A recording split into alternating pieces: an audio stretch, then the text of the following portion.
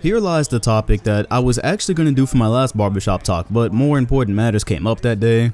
And it's a topic that I was actually asked by a fan on Twitter. And this was actually a really good one. He asked me if Kobe Bryant's legacy would have been better if he didn't have 3 rings with Shaquille O'Neal. And when he asked me that, my mind exploded, because through all these years and the videos I've made about Kobe, I've never even once considered, would Kobe's legacy have been better if he just did not play with Shaq at all, if he didn't win with him, if that duo didn't exist? So I'm about to break that down.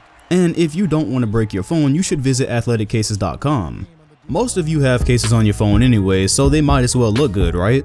Athletic Cases has a ton of options with different player art from different sports, so if you want to try and save your phone from inevitably cracking in style, be sure to visit athleticcases.com with the link in the comment section and in the description. So let's start from the beginning. What did playing with Shaquille O'Neal do for Kobe Bryant's legacy? Because it's a two-way street, right? It's not all bad and it's not all good. On one hand, we got a duo that's in the conversation of being the greatest duo of all time. And I think at a minimum, most people would say it was probably the most imposing and dominant duo to ever exist, right? They played together from the time that Kobe was a rookie in '96, all the way to their NBA Finals fiasco in 2004. Up to then and in between, they made the finals a total of 4 times and three-peated 1 time. They put in a bid in 2001 to be the greatest team of all time when they only lost 1 game in the playoffs, and that three-peat was ridiculously dominant. They had a little bit of trouble in the West from time to time, but when they got to the Eastern Conference opponent, it was like there was really no chance for them. So all while everything is happening, there's a rift between this duo that seems to get wider day by day. Kobe Bryant is this maniacal and focused and task-driven player, and Shaq is just this, larger-than-life character that's so dominant he doesn't really need to do much more than be the dominant character that he is. He doesn't have to put a ton of work in. He admittedly took practices off because he said he was not going to practice hard and then give you his best in the game as well. So it was just 2 completely polar opposite personalities. They had frequent disagreements, things spilled over into the media, Shaq publicly claiming that it was his team and that Kobe should just go somewhere else if that's what he needs to do, Kobe calling Shaq lazy. I made a whole video about this, so you can go watch that on the main channel if you did not see it. So by the time they reached the end, you have a duo that accomplished a lot, but could have done so much more. And one of the reasons they didn't do so much more, and I emphasize one of the reasons, is because Kobe Bryant realized himself that doing so much more with Shaq was not going to do much more for his own legacy. He'd already heard the whispers about Kobe Bryant can't win without Shaq, maybe some of Shaq carrying Kobe, some of the things you hear now. And from the day Kobe was drafted, he had aspirations of being Michael, that's no secret. He came into the league asking him questions, basically stealing all of his mannerisms and moves. So he had certain things he wanted to do for his own career, and it just was not going to happen next to Shaquille O'Neal. There was just no way. So here we are almost 15 years later from the last game that Kobe and Shaq played together. And we're also nearly 3 years removed from Kobe Bryant's last game. And he's disrespected on many fronts, but I think we can all agree the main one is his time with Shaquille O'Neal.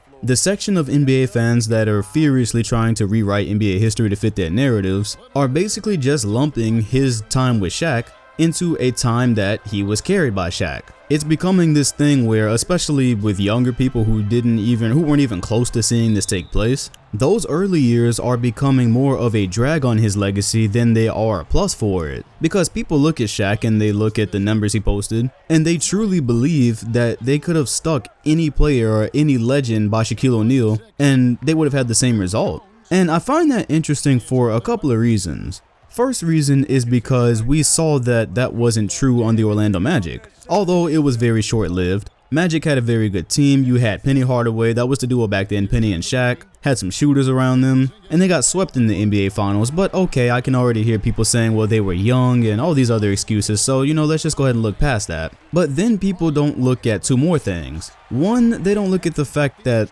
Shaq had not won a championship until Kobe Bryant came along to be his partner. Before that, he was getting ousted in the second round of the playoffs most of the time, right? They weren't going anywhere. The Lakers hadn't gone anywhere, and they had talent too. The 97 Lakers, I believe, or either 97 or 98. Kobe Bryant's first time being an all-star. They had Nick Van Exel and Eddie Jones with that as well. Robert Horry, like they had a good team and they did not go anywhere that year. Nothing happened until Kobe Bryant really broke out. So that's not to say it was all Kobe, and of course it wasn't all Shaq, it was both, that's why it's a duo. And the other side they ignore is Kobe Bryant's contributions to making the Lakers such a powerhouse in that time that they were steamrolling the West. And his contributions to the time when they weren't steamrolling the West, where it got really close, like against the Kings and against the Blazers. So like some specific moments I'm thinking of is one of those years, I believe this is probably 2001. As a matter of fact, it is, and the Lakers were playing the Spurs in the playoffs, and they steamrolled them. It was a sweep. It was not a close sweep. 3 of those games were blowouts, and Kobe Bryant led the way that series.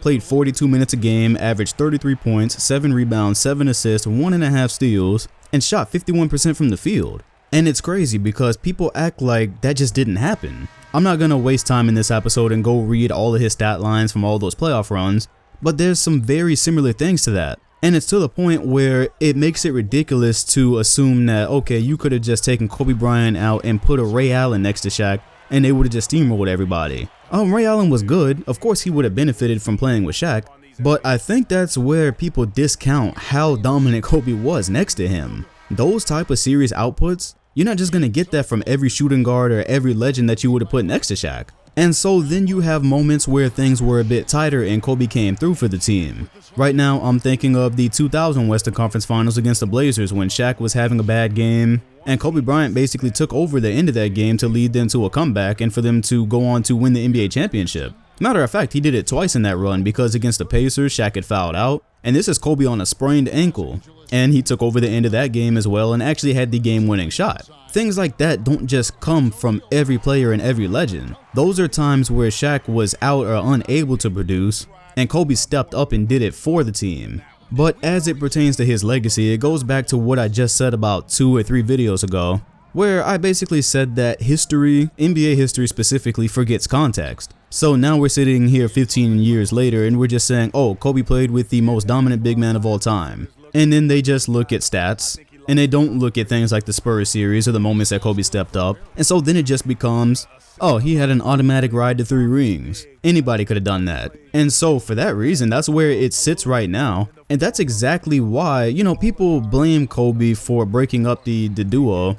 When again, like I said earlier, that was only one of the reasons. It was really both of them kind of having a rupture, both of them going their separate ways. But people try to blame Kobe for that. But look how we look at his legacy, even though they did go their separate ways. Look how his legacy is being looked at today.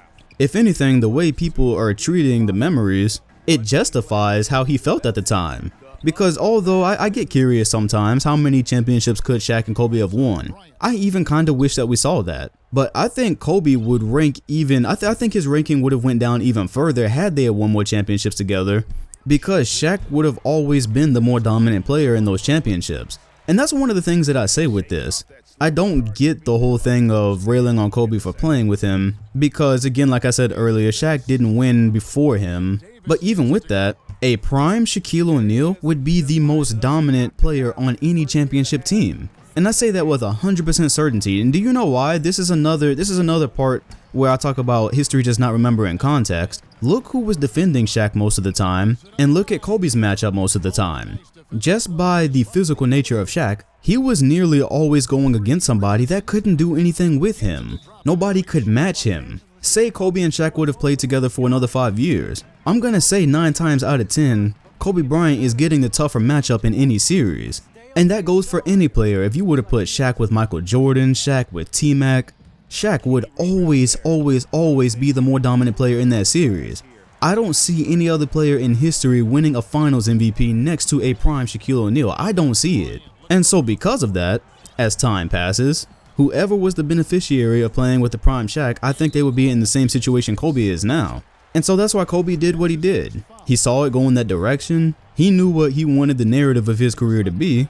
And so we got the saga where he spent 2 years with no talent around him, and then they bring in Gasol, who had no kind of success, and then they go to the finals for the next 3 years and they win 2 titles. So the question you have to ask to this question is, okay, well, it might seem easy to just say, yeah, Kobe Bryant would have been better not having Shaquille O'Neal's gigantic shadow cast upon him. But then, okay, if he doesn't play with Shaq, let's say he starts his career somewhere else, then does he get 3 rings at all? Because the part of this that has to be understood is that they needed each other for that run. That's why I always say that was a 1A and a 1B thing. But then that changes the question a bit, because there's no way you could really argue that Kobe Bryant's legacy would be better with 3 less rings.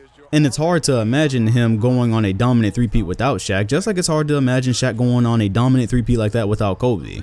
It's just like this thing where people just automatically assume that if you stuck LeBron next to a prime Shaq, oh, they win 10 championships. Well, then you gotta ask yourself, this is what I'm talking about, where people just assume Shaq and anybody wins. How do they play together? That's the really important.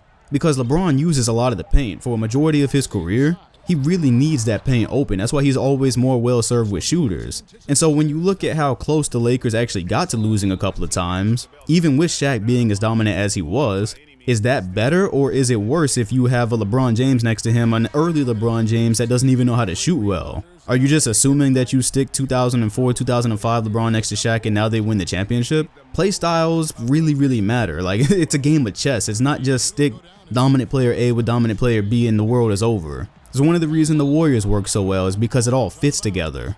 So it's contingent. If Kobe Bryant can still have a three-peat and still have 5 rings with someone else other than Shaq, of course it helps. Of course it helps any player's legacy for them to be the man on the championship team, or for them to be perceived as the man, or the person who did most of the work. Yeah, of course that helps. But you have to keep a realistic scope on it. 3 straight championships, 4 finals appearances. It's because there was something really special about that duo why that happened. But then you've also got to look at now where, what did playing with Shaq do to his reputation?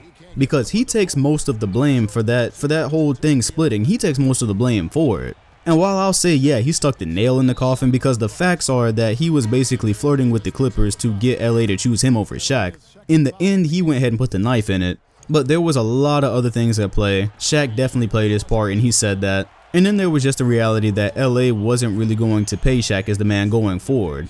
He was getting older. I know his shape was a problem. So there was a lot of things at play there. But yeah, because we live in this day and age where Kobe Bryant is blamed for that split up, the split up of possibly the best duo of all time, maybe it would have been better for Kobe to never have had Shaq. Just maybe. But I'd love to know what you think, because obviously, as you can see, it's not as clear cut as it seems. And that's all for today. If you somehow followed this channel and didn't know that I had an even bigger one, make sure to go sub to Dom2K, where I do more long form NBA videos. The link is in both the comment section and in the description. Hit the like button, comment, and sub if you enjoyed, and hit the bell next to my name if you want notifications on future videos. Thanks for watching, and I'll see you all in the next one.